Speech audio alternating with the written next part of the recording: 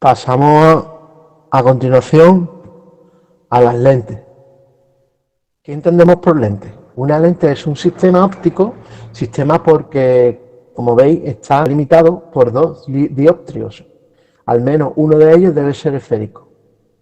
El medio, que está a ambos lados de los dos dioptrios, tiene el mismo índice de refracción. Es decir, puede ser, por ejemplo, el cristal de una gafa, una lente. Si lo observáis, podemos considerar que son dos dioptrios y que delimitan un medio que sería el vidrio, separado del aire, que es el mismo medio que hay antes y después de las gafas, entre por ejemplo, la habitación y el cristal de las gafas. Después está el cristal, que sería la lente, y después entre la lente y el ojo, ¿no? Se dice que un sistema óptico es un sistema óptico porque está formado por más de un dioptrio y está centrado porque los centros ópticos de ambos dioptrios coinciden. Cuando el grosor de la lente es despreciable, hablamos de lentes delgadas, que son de las que nos vamos a ocupar. En una lente delgada es despreciable el grosor frente al radio de curvatura de sus caras. Y ahí tenéis los dos tipos y los símbolos que vamos a utilizar. Vamos a distinguir, según la forma de la superficie, dos tipos. Las lentes convergentes a la izquierda, que se representan con esta flecha doble, convergente convexa, y las lentes divergentes, que se representan con este símbolo de aquí.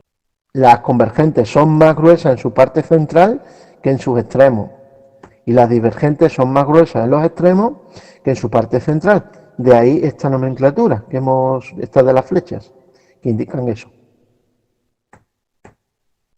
Según el grosor de las lentes, las vamos a clasificar en delgadas y gruesas.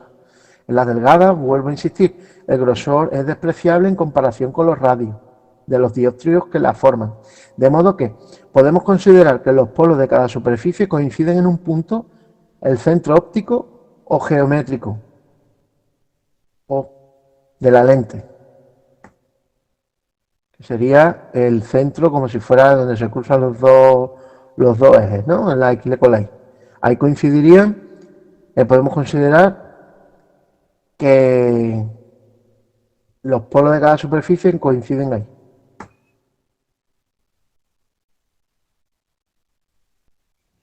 Y ahí tenéis dos tipos, de convergentes y dos de divergentes.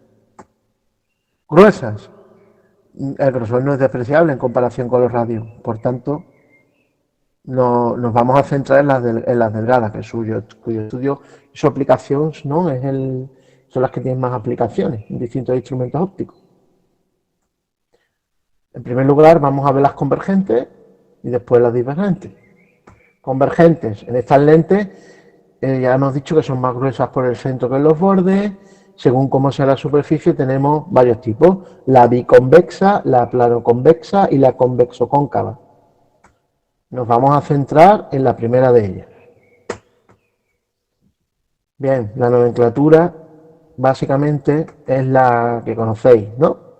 Esta sería la lente convergente. Estos son los rayos que llegan por la izquierda, que convergen en el foco de imagen, porque F2, perdón, es el foco, lo hemos llamado como 2, es el foco imagen.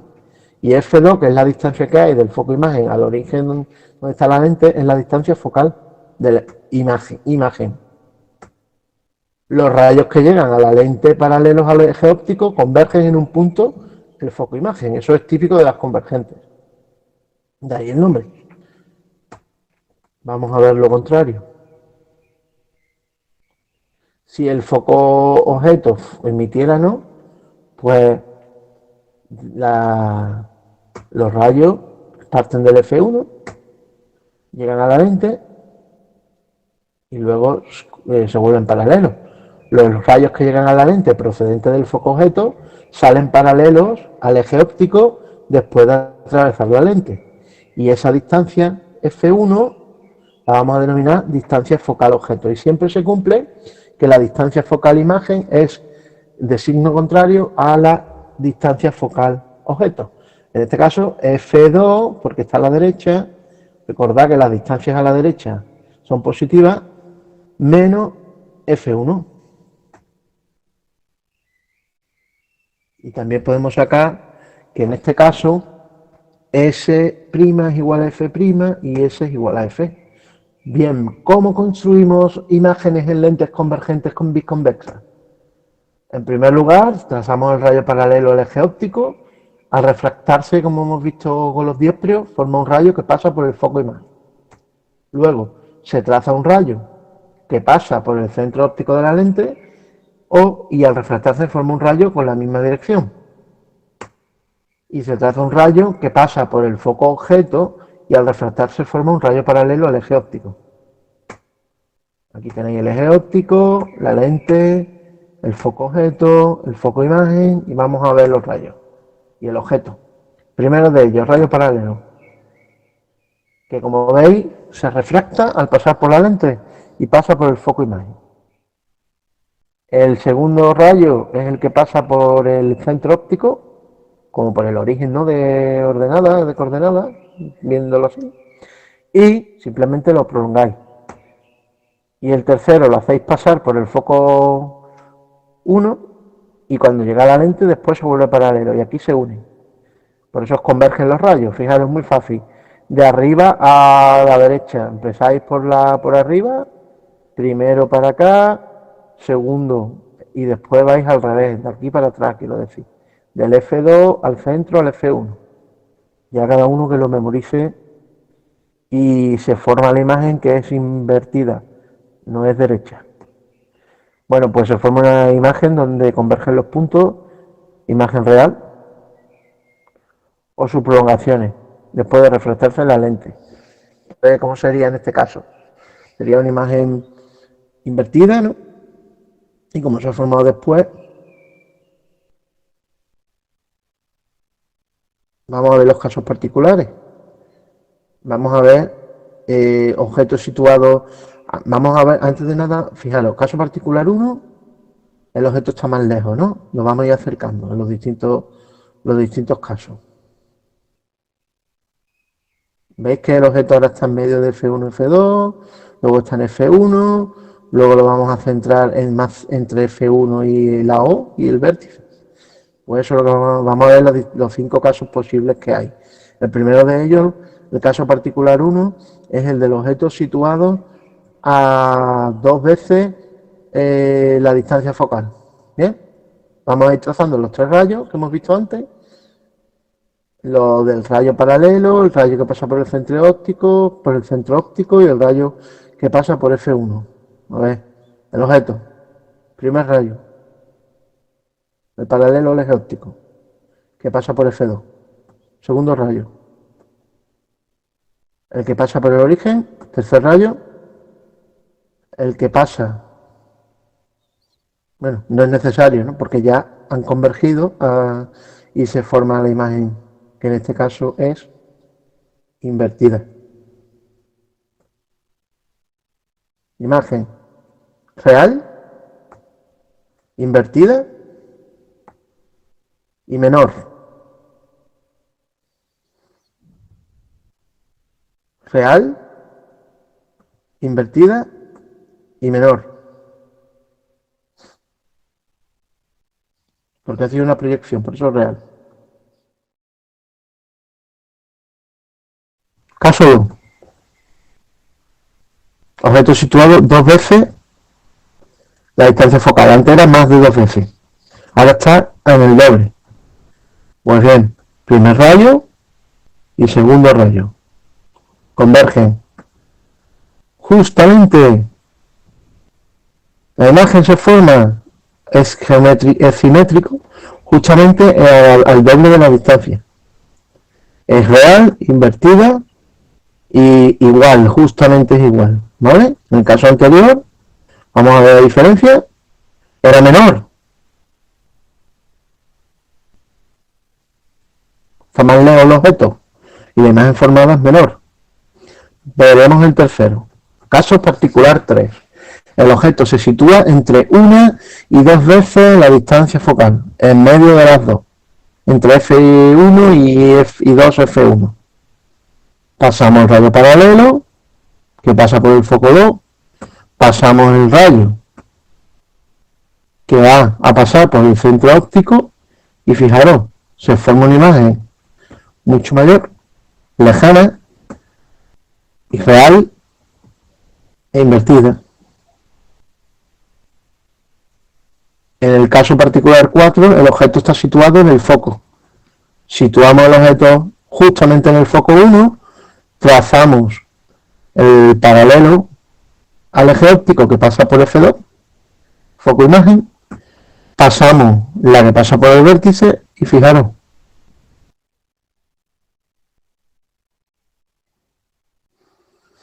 la imagen se dice que como ambos rayos son paralelos, la imagen no se forma, en verdad, bueno, decimos que se forma en el infinito.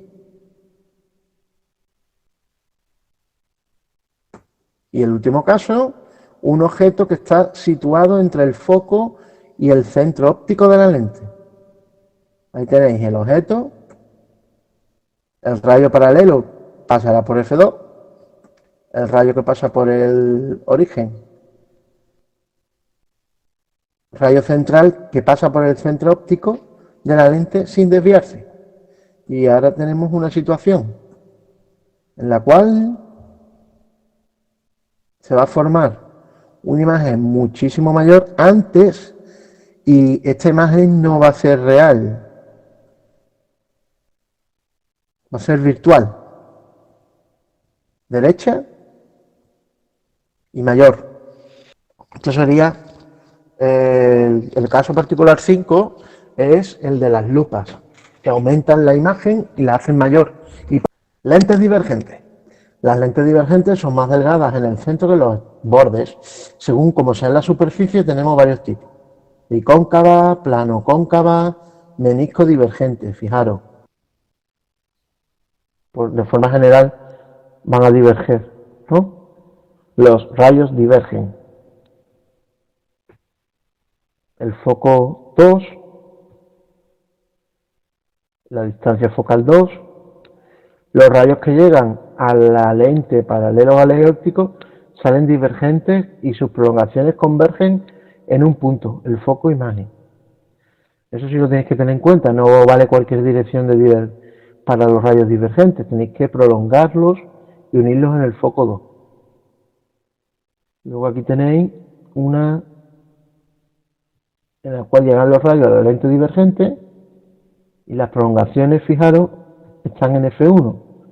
Los rayos, si llegan divergentes, ¿no?, con distintas direcciones, cuando llegan al foco, a la lente, salen paralelos al eje óptico después de atravesar la lente. Y se cumple lo que hemos visto antes, que la distancia focal, en este caso es al revés, F1 es igual a menos F2. Construcción de imágenes en lentes divergentes. Vamos a ver. Primero, se traza un rayo paralelo al eje óptico de la lente. Al refractarse diverge formando un rayo cuya prolongación pasa por el foco imagen. Luego se traza un rayo que pasa por el centro óptico de la lente. Al refractarse forma un rayo con la misma dirección. Y luego se traza un rayo que pasa por el foco objeto que al refractarse forma un rayo paralelo al eje óptico. Vamos a verlo de forma general. El primero, vamos a suponer que el objeto está ahí.